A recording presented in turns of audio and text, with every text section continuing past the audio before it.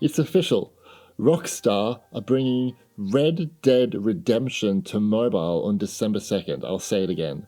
Red Dead Redemption is coming to mobile on December 2nd. When I first saw the announcement this morning, my time, it took a moment to process, and honestly, I'm still trying to wrap my head around this. This is incredible. There are a few things to keep in mind, though.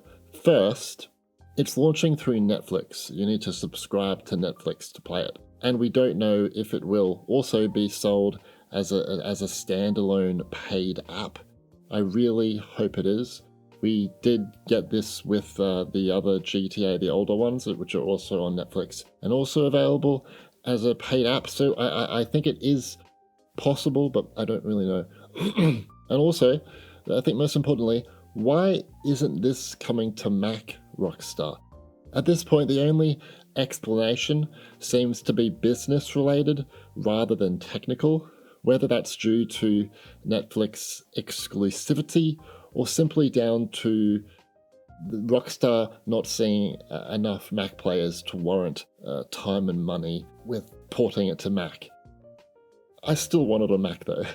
We also don't know much about the mobile port yet, beyond mobile-friendly controls, cross-progression, and it includes the Undead Nightmare expansion, but it won't support multiplayer, so it's just a single-player experience. What devices are supported? It does say on the App Store compatibility section, it requires iOS 18, so that is like iPhone 11 or later, but the compatibility section is often not accurate, so we'll have to wait for Rockstar to put out an official list of supported devices. Will it support 60 FPS or will it be capped at 30? Will there be graphical settings that we can adjust? Will there be controller support? Although I'm 100% sure it's going to have controller support. Like, why would it not? Either way, this is easily one of the biggest mobile releases ever. Even if it originally came out in 2010, this is something that I just can't, it's just so beautiful. A few weeks back, Remedy Entertainment announced that their third-person action game Control is coming to iPhone, iPad, and Apple Vision Pro in early 2026. I had a feeling this would happen since the game already runs well on even an M1 Mac. So to me, it's not surprising that modern mobile hardware should handle it, and we've got games that are more demanding than this. We still don't know much about the port beyond controller support and it being optimized for touch controls. It's unclear which iPhone and iPad models will be supported, though I'd guess devices with at least an A17 Pro chip will be. Ray tracing is another question mark. I doubt it will be included here as mobile hardware isn't quite there yet from my point of view, though maybe if an M4 iPad Pro or M5 targeted 30 FPS for a ray tracing mode, maybe it could be feasible. As for the Vision Pro version, I don't expect like a full VR game. I don't even think the original has that, so I don't really know what that's going to look like. Finally, we don't know if it will be a universal app with the Mac version. I hope it is. Moving on, we have Deep Rock Galactic Survivor. This one is out right now. Deep Rock Galactic Survivor is a single-player auto-shooter roguelite where you mine resources, fight swarms of alien creatures, and upgrade your dwarf to survive increasingly intense waves. I like that you can play in both portrait and landscape orientation too. That's really handy. Plus, you can choose a render scale up to 100% and change the graphics quality up to high. The game also plays at 60 FPS at medium and high graphics on most devices, but if you own an iPad Pro, the game runs up to 120 FPS at high graphics and 60 FPS at medium graphics. This game is more demanding than it looks, like even my iPhone 17 Pro Max wasn't able to pull off 60 FPS at max graphics, so you could easily just lower the graphics and it was fine though. Also, really good, it comes with controller support. Deep Rock Galactic Survivor offers a free demo with an in-app purchase to unlock the full game. It also includes an in-app purchase for additional content like DLCs. Please note, it requires an iPhone or iPad with an A12 Bionic chip or later. Feral Interactive are back with another Total War game for mobile, Total War Napoleon, which is releasing on the 2nd of December. It appears to be the newest title in the franchise that Feral have brought to handheld devices. Total War Napoleon is a strategy game that mixes turn-based empire management with large real-time battles, putting players in command of Napoleon or the major European powers during the turbulent early 19th century. The mobile version includes Feral's usual improvements or features such as a redesigned interface, expanded help systems, smoother touch controls, and quality of life upgrades for diplomacy and battlefield tactics.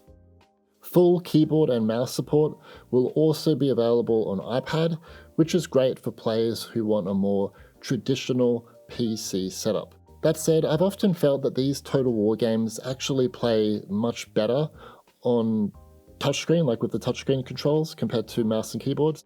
A list of supported devices will be announced later. Okay, I was not expecting this type of game from Handy Games. On the 15th of December, Handy Games are bringing this open-world shark game to iPhone and iPad, Maneater. Maneater is an open-world, single-player action RPG where you play as a shark growing from a pup into an apex predator by devouring wildlife and humans alike. Set across varied coastal and oceanic environments, the game offers a narrative campaign of revenge and evolution filled with colourful characters, immersive exploration, and chaotic combat. We don't really know much about the port other than that it will support controllers and that it will require a device with an A17 Pro chip or later. So yeah, do keep that in mind. You'd need a new device to play this. This is a pretty demanding game though, so that is to be expected. In fact, it's probably one of the most demanding games, if not the most demanding game, that Handy have brought us for mobile, so it's really cool to see something like this from them. I wonder if they will include the usual set of graphical options similar to Wreckfest or SpongeBob or Way of the Hunter, but we'll have to wait and see. PlayDigis are back with another extremely high-quality indie game for mobile. This is Planet of Lana. It is a beautifully hand-painted sci-fi adventure where you play as Lana and her animal companion Mui, I don't know, navigating a shattered alien world to rescue her sister across dangerous landscapes filled with machines and mysterious creatures. You'll solve environmental puzzles, use stealth and teamwork rather than brute force, and uncover the story of a planet once in harmony, now under threat. The game will support controllers, cloud saves, Game Center achievements, and a revamped interface for mobile. It's great to see that PlayDigis are continuing with bringing games like this to mobile.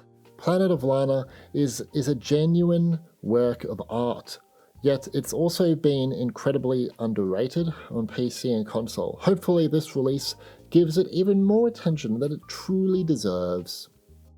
I totally forgot this game existed before making this video. This is cool. PlayDigis are also bringing us Besiege on the 18th of November. This is a physics-based sandbox building game where you construct wildly creative war machines to demolish castles, obliterate armies, and solve destruction puzzle levels.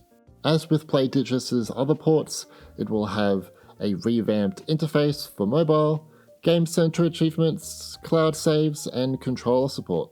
Besiege will also offer a free demo with an in-app purchase to download the full game. It will require a device with an A12 chip or later. 2 quick bonus games for you. Drive Rally is an arcade-inspired rally driving game set in the golden era of the 90s motorsport where you burn rubber through iconic cars and global terrain with a co-driver by your side. WWE 20K25 Netflix edition brings the classic WWE gameplay formula to iPhone and iPad. I don't know anything about these games. They're not really for me, and to be honest, I haven't really played them before. But I guess it's pretty cool that this big franchise has made its way onto mobile. So, what do you think of these new iPhone and iPad games? Are you impressed or disappointed? Let me know in the comments. This was a bit of a random video, and I uploaded it at a very odd time, but I wanted an excuse mainly just to talk about Red Dead Redemption and also Control coming to mobile. Oh, it's amazing! Plus the others are obviously pretty huge too.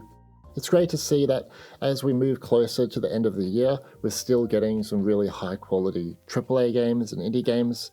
So, we've got a lot to look forward to, and obviously I think some stuff is just going to randomly pop up as well. So, yeah, good times ahead, folks. Anyway, my name's Stewie, and thanks for watching.